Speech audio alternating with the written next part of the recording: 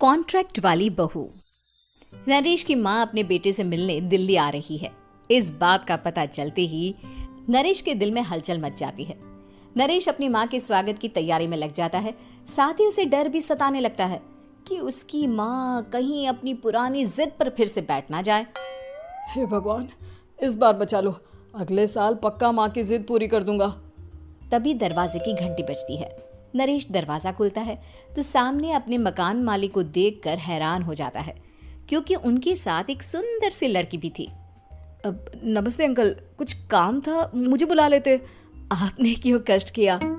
अरे नहीं नहीं, इसमें कष्ट कैसा, मैं तो बस तुम्हें रीना से मिलवाने आया था।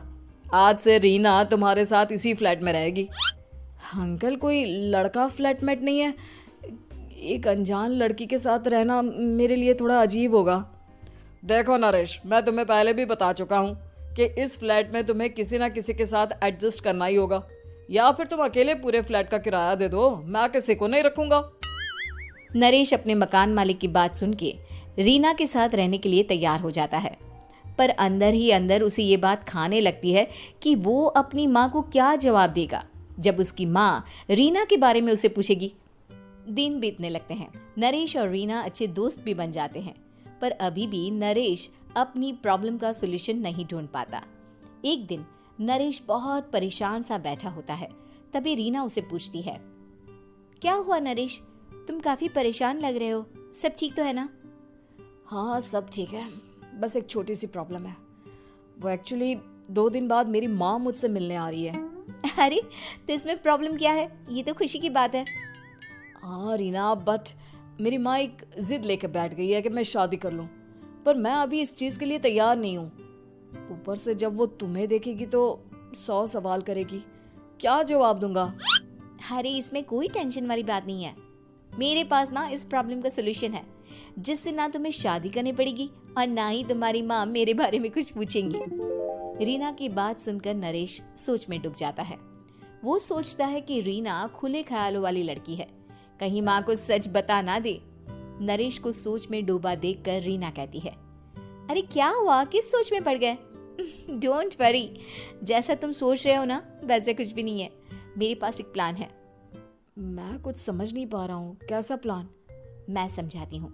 हम ना एक कॉन्ट्रैक्ट मैरिज कर लेते हैं। फिलहाल मेरे पास जॉब नहीं है, तो तुम इस रूम का किराया दे देना जब तक तुम्हारी माँ यहाँ रहेंगी, सिर्फ तब तक। और तुम अपनी माँ से कह देना कि मैं तुम्हारी पत्नी हूँ, इससे वो मेरे यहाँ रहने पर कोई सवाल भी नहीं करेंगी। अरे बात तुम्हारी ठीक है, पर माँ से झूठ बोलना, ना ना बाबा, मैं ये रिस्क नहीं ले सकता। कोई और आइडिया दो ना तुम। देखो मंजूर हो तो बोलो, वरना सच बता दो, मुझे कोई प्रॉब्लम नहीं है। रीना की बात सुनकर नरेश सोच में डूब जाता है। बहुत सोचने के बाद जब उसे कोई रास्ता नहीं मिलता तो वो रीना के बताए हुए रास्ते पर चलने के लिए तैयार हो जाता है। वो रीना से बात करता है और अपनी माँ की पसंद और नापसंद के बारे में बताता है। रीना भी नरेश की सभी बातों को ध्यान से सुनती है, ताकि कहीं उससे कोई गलती ना हो जाए। आखिर वो दिन भी आ जाता है जब नरेश की माँ उससे मिलने दिल्ली आ जाती है। नरेश अपनी माँ को फ्लैट पर लेकर जाता है। जैसे ही नरेश की माँ फ्लैट के अंदर जाती है, रीना उसके पैर छू लेती है। ये देखकर नरेश की माँ थोड़ी घबरा जाती है और नरेश से पूछती है, अरे बेटा नरेश, ये कौन है? माँ, ये आपकी बहू रीना है। माफ़ी चाहता हूँ, सब कुछ इतनी जल्दी में हुआ कि आपको बता ही नहीं पाया, इसलिए सोचा कि क्यों ना आपको सरप्राइज दिया जाए। अरे बेटा, मैं तो बस तेरा घर बसा हुआ देखना चाहती थी। हाँ, बहुत अरमान थे अपनी इकलौते बेटी की शादी को लेकर, लेकिन कोई बात नहीं, शायद किस्मत को यही मंजूर होगा। ये कहते ही नरेश की माँ रीना को गले लगा लेती है। रीना बेटिया, मेरा बेटा ना थोड़ा नादान है, पर तुम काफ़ी समझदार लगती हो, और मैं जानती हूँ कि तुम इसका बहुत अच्छे से ध्यान रखोगी।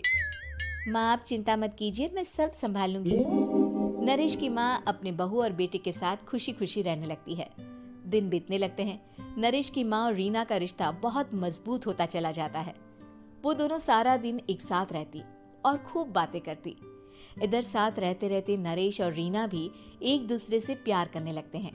दोनों को इस बात का एहसास हो जाता है, फिर भी वो इस बात को छुपा कर ही रखते हैं। एक दिन नरेश की माँ और रीना शादी के बारे में बात करने लगते हैं। रीना बिटिया, ये तो नरेश ने मुझे बिना बताए शादी कर ली, वरना मैं तो अपनी इकलौती बेटी की शादी इतनी धूमधाम से करती कि सारी दुनिया देखती रह जाती।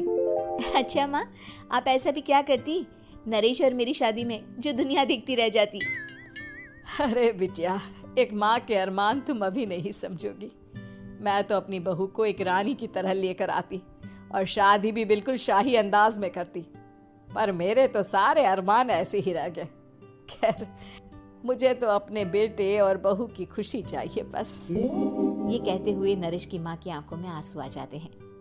रीना भी ये सुनकर ख्यालों में खो जाती है, क्योंकि वो भी मन ही मन खुद को नरेश की पत्नी और उसकी माँ की बहू मानने लगी थी। शाम को जब नरेश ऑफिस से घर आता है तो रीना खुद को रोक नहीं पाती और नरेश के सामने उसकी माँ को अपने और नरेश के रिश्ते का सारा सच बता देती है। रीना की बात सुनकर नरेश की माँ दोनों से बहुत नाराज हो जाती है और घर वापस जाने की बात करने लगती है। तुम दोनों ने मुझसे सच छुपाकर बहुत ठेस पहुंचाई है मुझे। अब तुम लोगों के साथ नहीं रहना चाहती मैं, कल ही वापस चली जाऊंगी अपने घर। माँ, मुझे माफ कर दो, ये सब मैंने रीना के कहने पर ही किया है, वरना मैं भी आपको कभी ठेस पहुंचाने के बारे में सोच भी नहीं सकता। हाँ माँ, हमने ये सिर्फ आपका दिल रखने के लिए किया, प्लीज हम दोनों को माफ कर दीजिए। तुम दोनों ने मेरे अरमानों के साथ खिलवाड़ किया है, और वैसे भी मुझे अपने बेटे के लिए एक अच्छी लड़की ढूंढनी है, इसलिए मेरा यहाँ से जाना ही बेहतर होगा। माँ की ये बात सुनकर रीना खुद को रोक नहीं पाती। माँ, क्या मैं आपके घर की बहू बनने लायक नहीं हूँ? रीना की बात सुनकर नरेश हैरान रह जाता है। नरेश की माँ भी कुछ समझ नहीं पाती। मैं कुछ समझी नहीं, आखिर तुम कहना क्या चाहती हो?